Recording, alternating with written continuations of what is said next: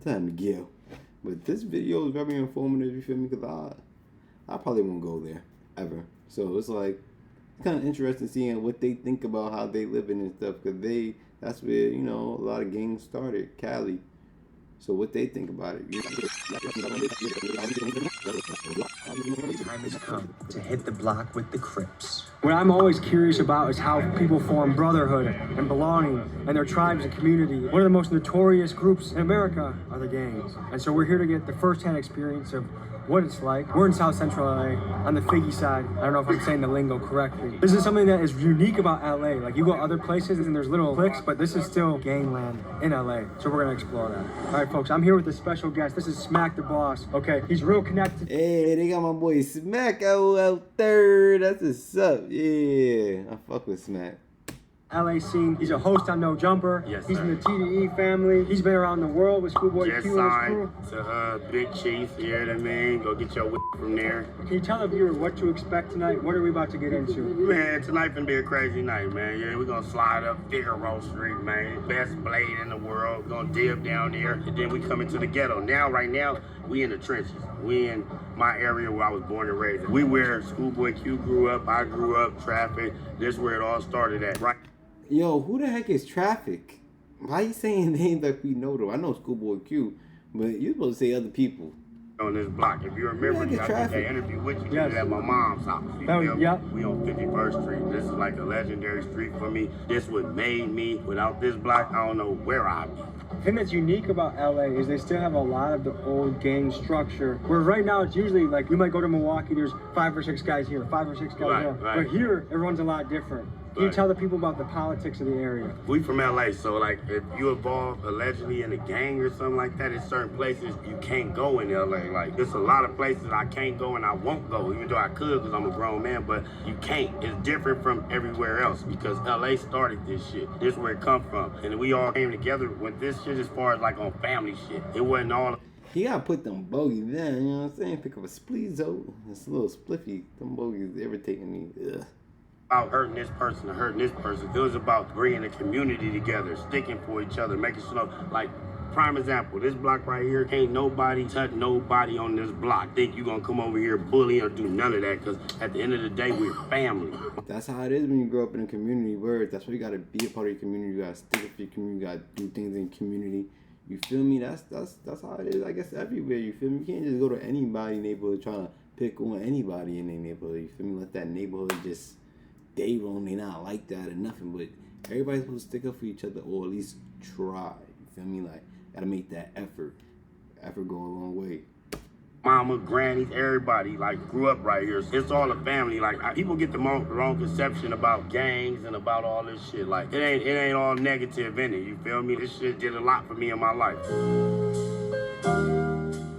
What's up, big dog? I'm Tommy. What's up, Nice to meet you. Yeah, I'm TL. I'm from right here. You know, we in South Central. How sketchy of an area is this? It's scandalous. Everything is scandalous. Yeah. We solid though. We good. Yeah. But, you know. And did you? Well, he said scandalous or scandalous? Is it scandalous? What he saying? What he talking about? It's scandalous. Everything is scandalous. Scandalous? Yeah. We solid though. We good. Scandalous? But, you What know, is it? And did you see violence as a kid? Walk me through that. What was that like? What'd you see? one of my close friends died right here. Right in front of the bakery. At the bus stop.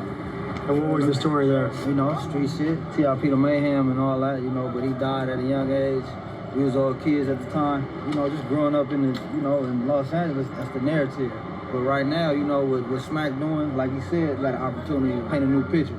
So that's what we doing. From an outsider looking in, I'm curious. Everything is a yin and yang to it, a positive and negative. Yeah. What are the pros of being in a crew and what are the negatives? The pros have been in it is I got a gang of homies that got my back no matter what, whether I'm right or wrong, they gonna rock with me, you feel me?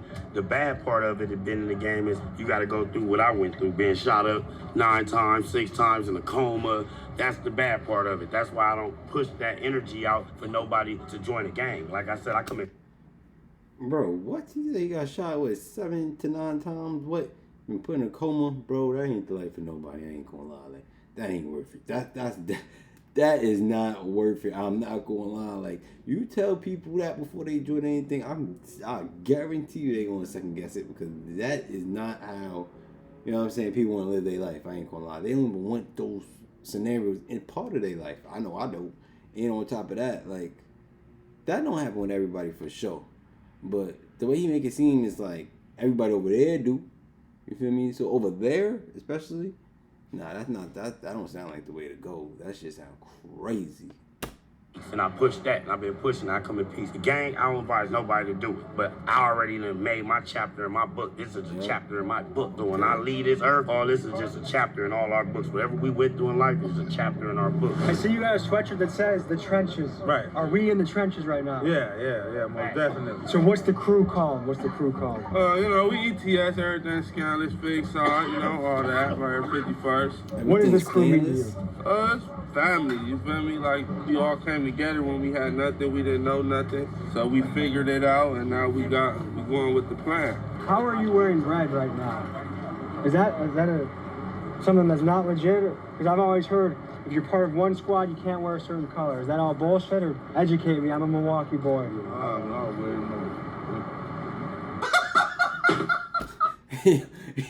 Yo, bro, what he said? Yo, bro, what you talking about? They be saying anything sometimes. Like, what? Milwaukee boy.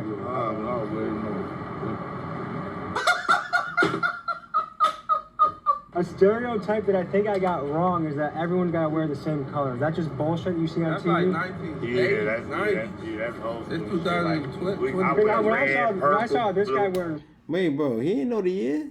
He didn't know the year? No way. That's old school. It's 2020. When I saw this guy wearing red, I was like, what the hell is going on? That's in the 80s and the 70s and all that shit where it was strictly if you were wear blue. Yo, bro, G-check. He said, I saw him wearing red, so I want to know what's going on out here. Like, he's like, yo, what's going on for real? I feel him because he's dumb confused.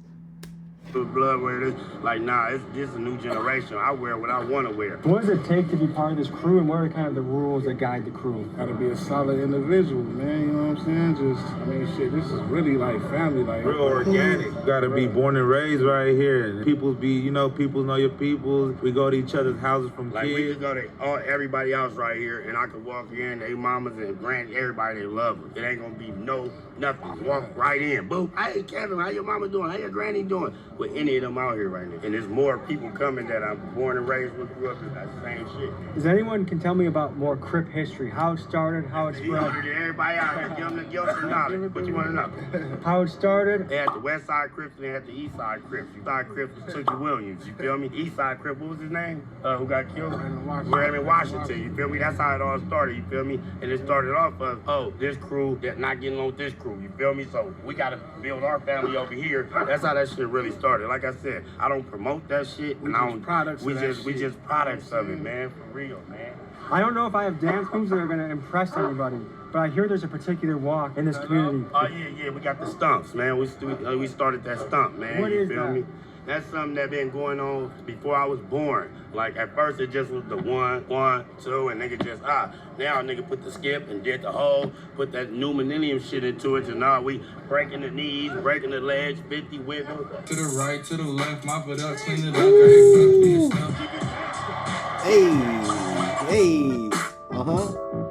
Been around, like before I was born. All we did was put a little twist on it, and you feel me, amped it up some more. This is called the Hoover stomp. And what does a Hoover stomp look like? Can you do it one more time? Oh yeah, man.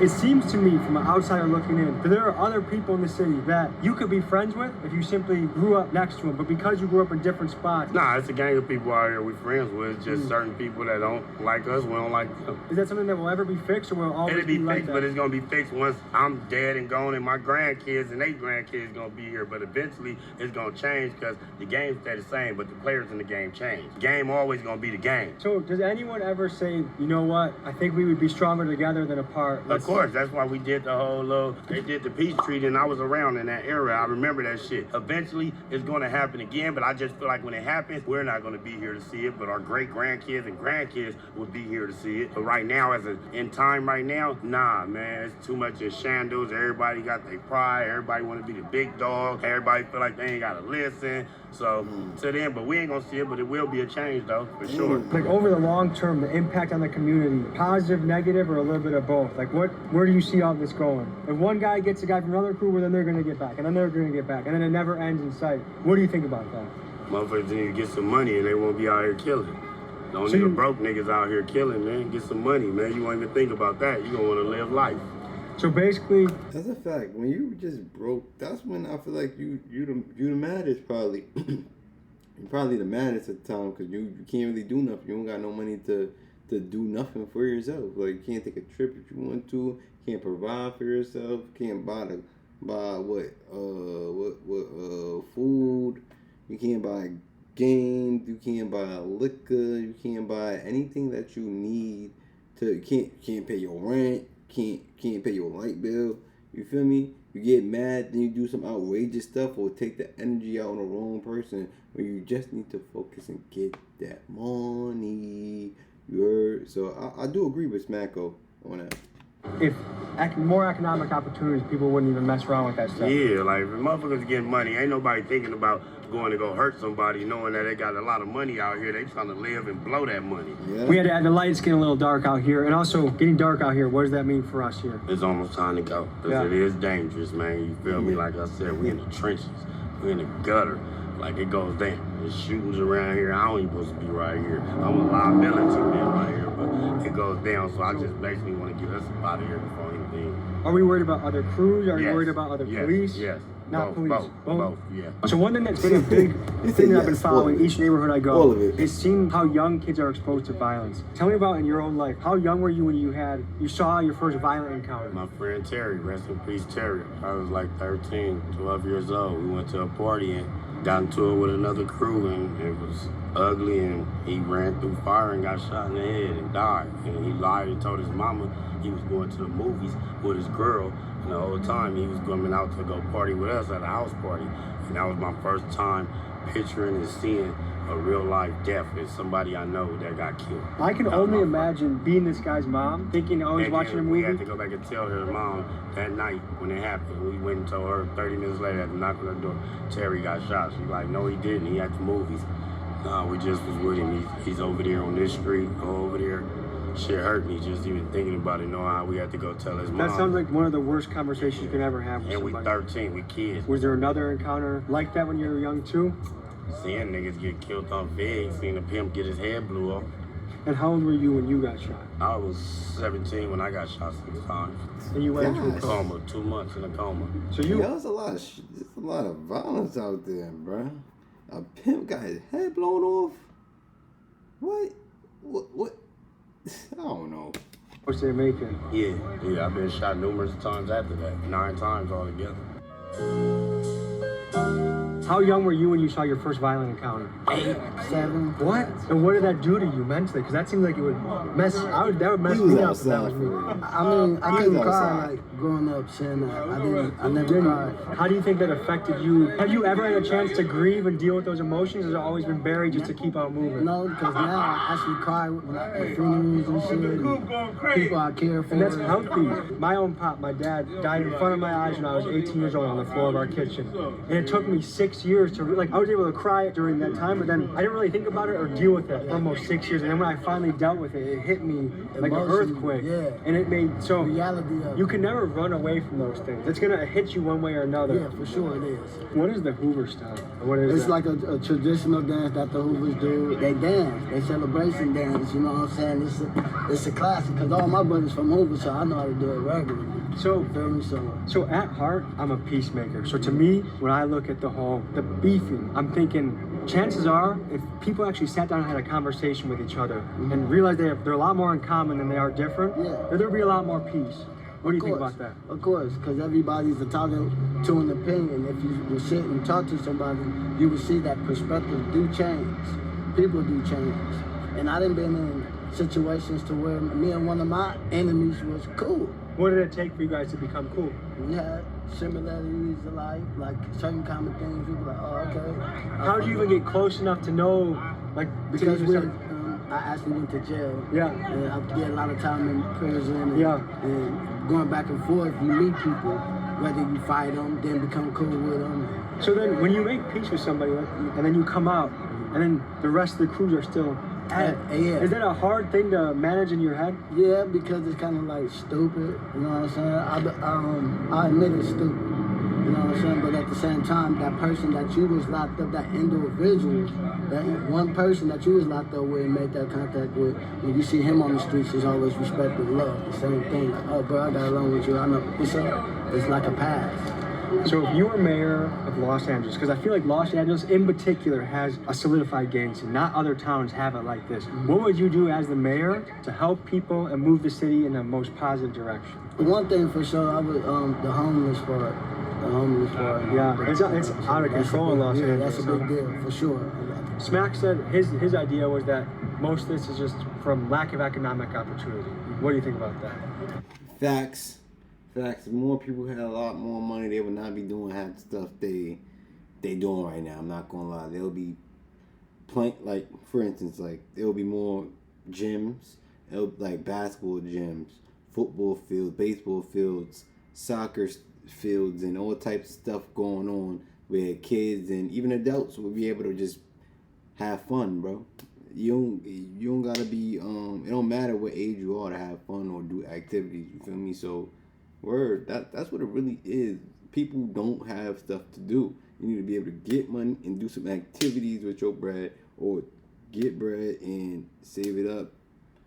So you could, you know what I'm saying, invest it wherever you want to invest it, and then do the activities you want to do. But you got to do some activities, or you're going to probably be low-key depressed, going through some type of emotion. You got to, like, release that, do activities.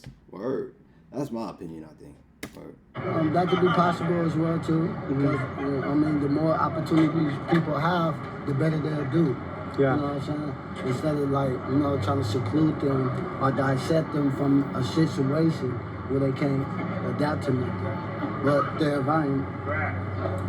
Like, bro, imagine they had a lab in the neighborhood in urban communities. Like, they'll be mad, urban kids just creating stuff, building stuff. If they gave us new technology, the newest technology, like how to make a spacecraft, rocket ship, or something like that, we would definitely be able to elevate our communities. Word. Hey, I appreciate talking to you. Thank you so much. If you were mayor, what would you do? If you wanted to move the city forward in the best direction possible, what would you do as mayor? Give out a lot of jobs so they ain't got to be out here in the streets trying to sell dope and drugs. What final thoughts do you have with the camera? Anything you want to plug? Anything you want to say? Go tune in to Back on Fig, man. You feel me? It's going viral right now. Just go tap in with the 50s. There's a lot of good people that come from here. What advice do you have to the youth? Don't gangbang. Go to school. Go to college. Find a sport and go hard at it. Have we been pressing our luck by hanging out here a long time? Yes, we have. Is it time to wrap it up? Yeah. All right. I'll see you guys next week. Love you guys. Yeah, time to go. Time to pack it up. You see the time? You can't even see. It's not even light outside. Come on, it's time to go, man. You know what time it is. We already told you what it is, man. Time to go. But this video is very informative, you feel me? Because I probably won't go there, ever. So it's like, it's kind of interesting seeing what they think about how they living and stuff. Because that's where, you know, a lot of gangs started, Cali. So what they think about it, you know? Word.